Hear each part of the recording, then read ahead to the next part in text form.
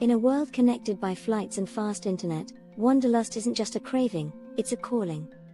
But for some, it's more than a journey to places on a map. It's a quest for stories hidden in the cracks of time, echoing through ancient walls, and whispered by the winds that cross forgotten lands. They call themselves nomads of curiosity, seekers of tales untold. This is Tales of Wanderlust. Our story begins in a town that doesn't exist on modern maps.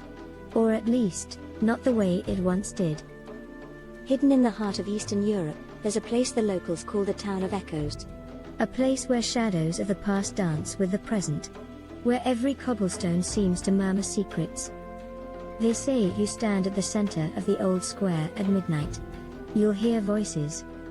Not the kind you'd expect, but whispers from another time. Voices of those who vanished. But who were they? And why do they still linger? To find out, we traveled to this ghost of a town. A place nearly erased by history. As the fog settled over the uneven streets, an old man appeared, his face weathered by time, eyes heavy with memories.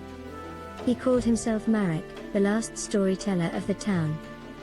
Marek spoke of a vibrant place once filled with laughter, bustling markets, and music that danced through the air. A town alive with dreams. Until the night it all changed. They say the sky turned crimson. The ground trembled. And by dawn, the town was silent. Not a soul remained. Only echoes. Endless echoes. Historians called it a disappearance. Locals called it a curse. But Marek? He called it a debt. Unpaid. He led us to a crumbling church at the edge of town. Its walls were covered in faded murals, scenes of celebration and joy. Except one. Hidden behind the altar, a painting almost erased by time. It showed shadows.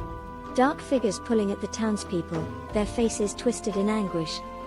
Above them, a phrase written in an ancient script: "What was taken must be returned." Marek's voice trembled as he explained, "They took more than they should have. From those who gave willingly.